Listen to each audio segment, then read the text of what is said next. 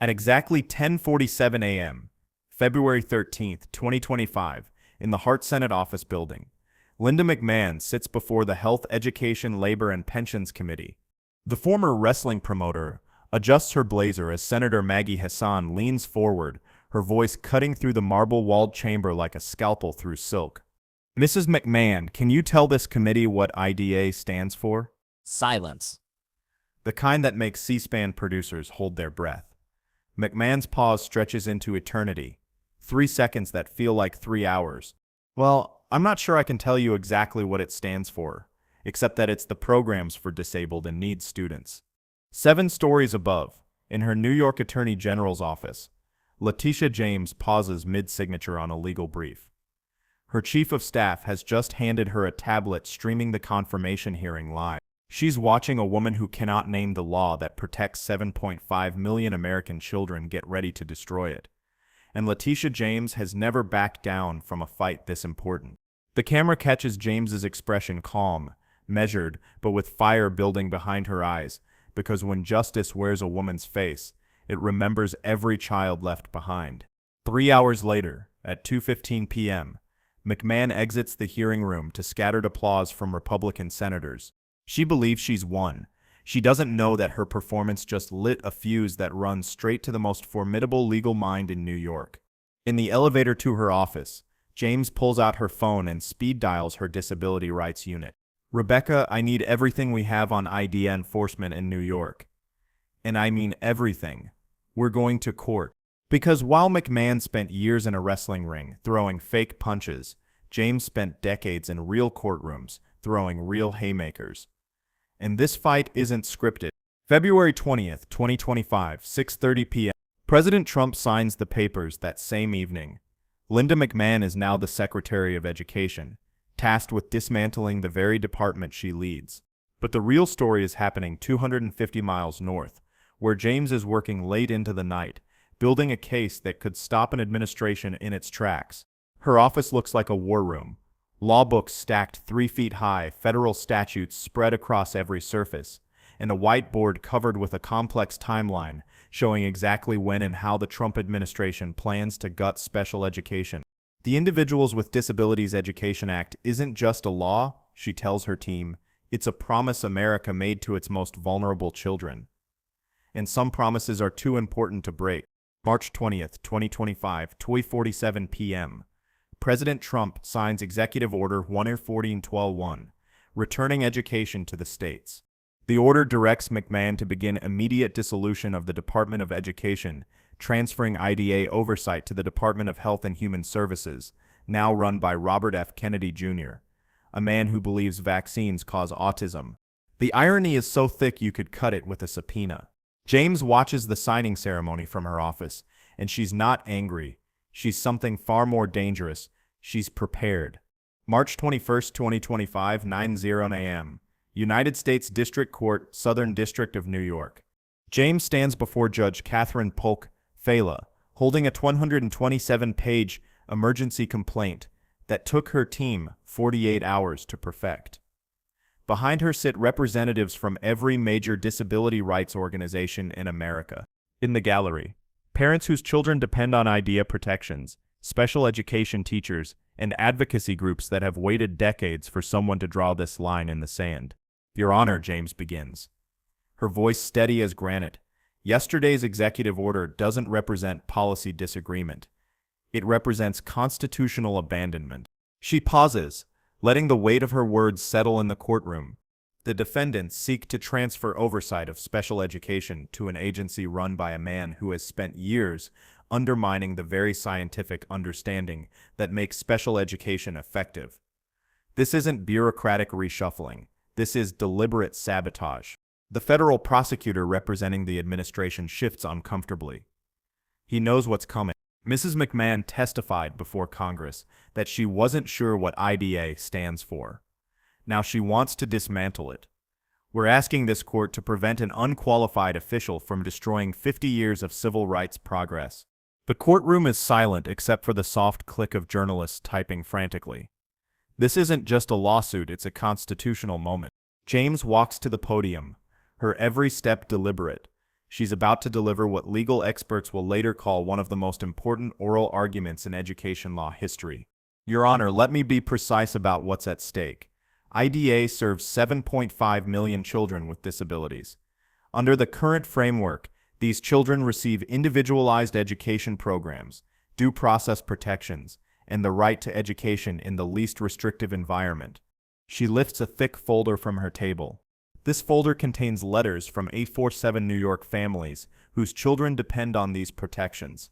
Sarah Chen, age 8, with autism, who learned to communicate through IDEA-funded speech therapy. Marcus Williams, age 12, with cerebral palsy, who's now reading at grade level thanks to assistive technology required by federal law. Her voice rises slightly, but remains controlled. The voice of someone who has made a career of turning moral outrage into legal precision. The defendants want to transfer these responsibilities to HHS, an agency with zero expertise in education law and led by someone who fundamentally misunderstands disability science. They want to convert federal protections into block grants, with no oversight. She pauses, making eye contact with the judge. This isn't about states' rights, Your Honor. This is about whether America will keep its promise to children who have no other voice. The courtroom is electric. You can feel the weight of history in the air. The moment when one attorney general decided that some fights are too important to lose. March 21, 2025, 11:30 a.m. The government's response. The federal prosecutor stands, clearly uncomfortable with his brief. He argues that the administration has broad executive authority to reorganize federal agencies and that the plaintiffs lack standing. It's a weak argument, and everyone in the room knows it. James rises for her rebuttal, and there's steel in her voice. Your Honor, the government argues they have broad authority to reorganize agencies. They do, but they don't have authority to violate the civil rights of 7.5 million children while doing it. She's building to something. The lawyers in the gallery lean forward. IDEA isn't just a federal program. It's a civil rights law passed under Congress's power to enforce the 14th Amendment's Equal Protection Clause. The defendants can reorganize all they want, but they cannot eliminate the substantive protections that Congress mandated. She opens a law book to a marked page. In Board of Education v. Raleigh, the Supreme Court held that IDEA creates enforceable federal rights. In Andrew F. v. Douglas County, the court reaffirmed that these rights cannot be diminished by administrative convenience. The judge is taking notes furiously. Your Honor, if the government wanted to improve special education, they would have consulted educators, parents, and disability experts. Instead, they chose someone who couldn't define IDEA to destroy it. That's not governance. That's abdication. March 21, 2025, 1:15 p.m. The decision that changes everything. Judge Faya doesn't even recess. She renders her decision from the bench, and her words will be quoted in constitutional law textbooks for decades. The court finds that plaintiffs have demonstrated irreparable harm and a likelihood of success on the merits. The proposed transfer of IDEA oversight to an agency lacking educational expertise, led by officials who have expressed skepticism toward disability science, creates substantial risk of constitutional violation. James feels the tension in her shoulders release for the first time in weeks. The court hereby grants plaintiff's motion for emergency injunctive relief. The executive order dated March 20th, 2025 is hereby stayed pending full adjudication of this matter. The courtroom erupts. Parents cry. Advocates embrace. Journalists sprint for the exits to break the news. In Washington, Linda McMahon learns about the injunction from a Fox News alert on her phone. For the first time since taking office, the woman who built an entertainment empire realizes she's facing someone who can't be scripted, bought, or intimidated. March 21, 2025, 4:30 p.m. The press conference that defines a legacy. James stands in the lobby of the federal courthouse, flanked by the parents and advocates who made this victory possible. The cameras are rolling, but this isn't about politics, it's about principles. Today, this court reminded us that in America, some promises cannot be broken. The promise we made to children with disabilities isn't just policy, it's our national character. She looks directly into the cameras. To every parent watching this, every family that depends on IDEA protections, we heard you, we stood with you, and we will continue to stand with you. A reporter calls out, Attorney General James, what's your message to Secretary McMahon? James pauses, choosing her words with surgical precision. My message to Secretary McMahon is simple. Learn the law you're sworn to uphold. Understand the lives you're responsible for protecting. And remember that justice doesn't have an expiration date. The cameras capture something that will become iconic, a moment when moral authority meets legal precision. And power blinks first. March 25, 2025, 7:45 p.m. The phone call that shows who really won. James is reviewing briefs in her office when her assistant buzzes in. Ma'am, you have a call from the Secretary of Education. James takes the call, putting it on speaker so her chief of staff can listen.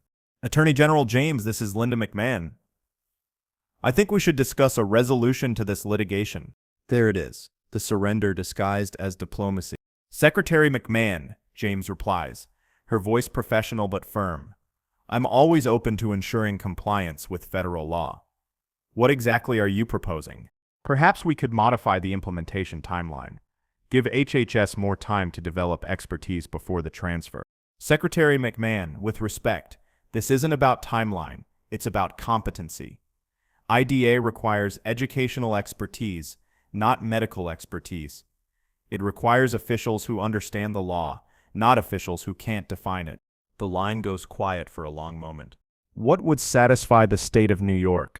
Full compliance with existing IDEA requirements. Maintain Department of Education oversight. No transfer to HHS without congressional approval. And a commitment to adequately fund special education. It's everything. Complete capitulation. I'll need to discuss this with the White House. Of course.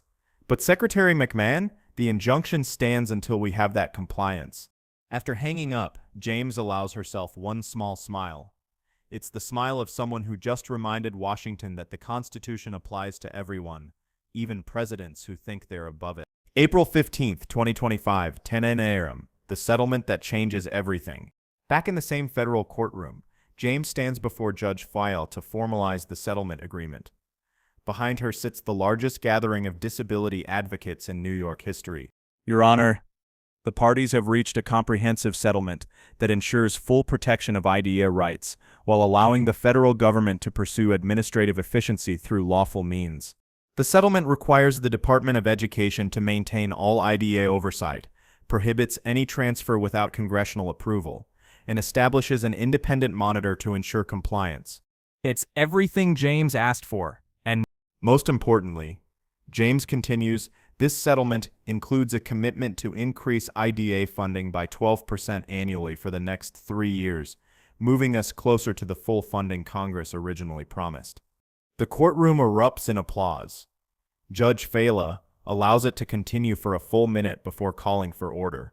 Your Honor, this case reminds us that our legal system works when advocates are willing to stand up for those who cannot stand for themselves.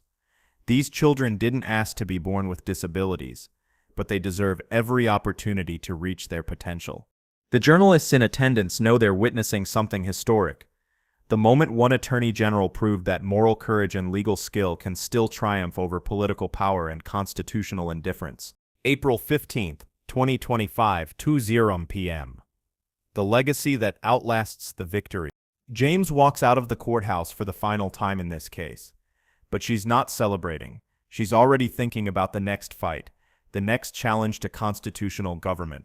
A young mother with a daughter who has Down syndrome approaches her on the courthouse steps. Attorney General James, thank you.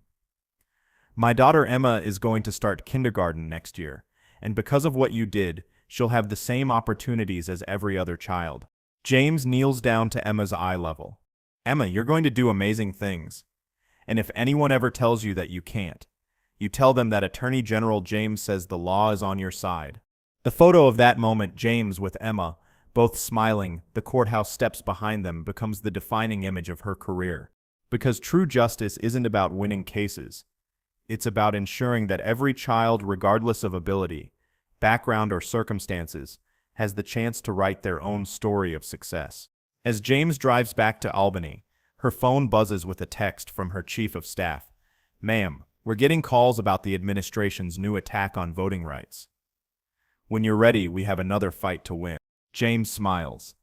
Some fights never end, and that's exactly why she became a lawyer in the first place. The radio plays a news report.